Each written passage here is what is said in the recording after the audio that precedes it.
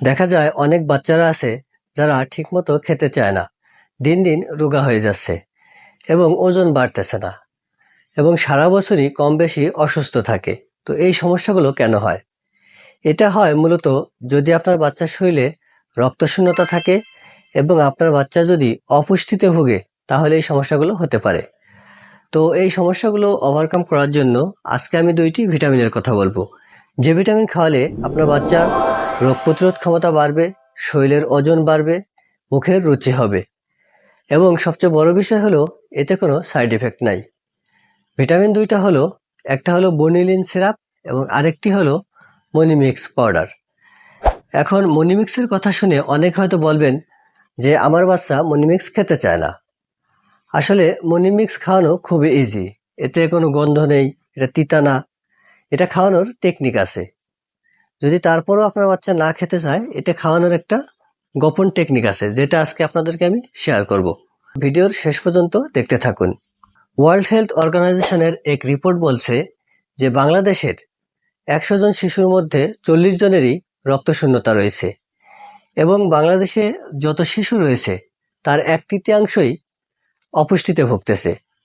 কে জানে, হয়তো আপনার বাচ্চার শরীরেও রক্তশূন্যতা রয়েছে বা আপনার বাচ্চাও অপুষ্টিতে ভুগতেছে, আপনি হয়তো খেয়ালই করছেন না। এজন্য বাচ্চার বয়স ৬ মাস পূর্ণ হলে প্রত্যেক বাবা মারই উচিত এই মনিমিক্স শুরু করা।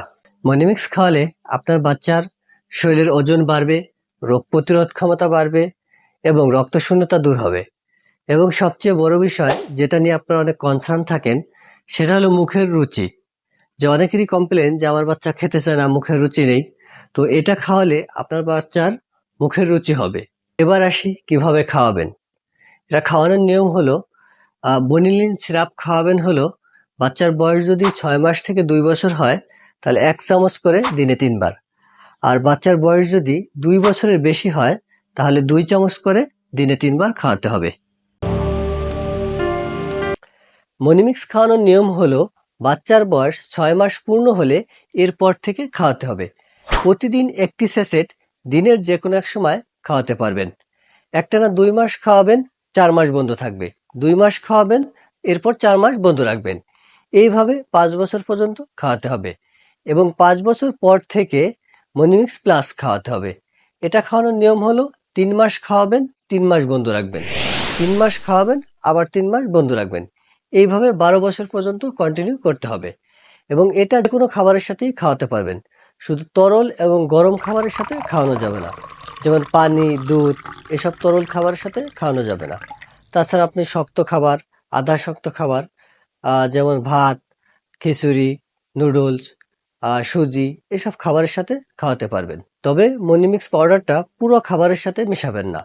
প্রথম ২-৩ লোকমা খাবারের সাথে মিশিয়ে ওই খাবারটা আগে খাইয়ে দিবেন। কারণ দেখা যায় পুরো খাবারের সাথে মিশালে ওই পুরো খাবারটা বাচ্চা নাও খেতে পারে, সেক্ষেত্রে মনিমিক্সটা ফেলানো যাবে।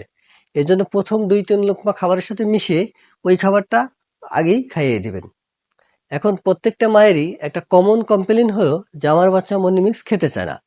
তো আপনাদের একটা টেকনিক বলে দিচ্ছি, যার মাধ্যমে আপনারা এই মনিমিক্স সহজেই খাওয়াতে পারবেন।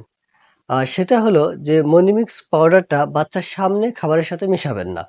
এক্ষেত্রে দেখা যায় বাচ্চারা ভাবে যে আপনি ঔষধ মিশিয়েছেন, যার কারণে অনেক সময় খেতে চায় না। এজন্য বাচ্চার সামনে না মিশিয়ে আপনি এটা গোপনে খাবারের সাথে মনিমিক্স পাউডারটা মিশিয়ে দিবেন।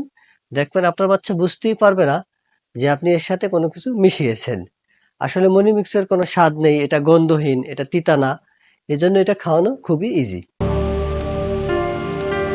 নরমালি মনিমিক্সের তেমন কোনো সাইড ইফেক্ট নাই।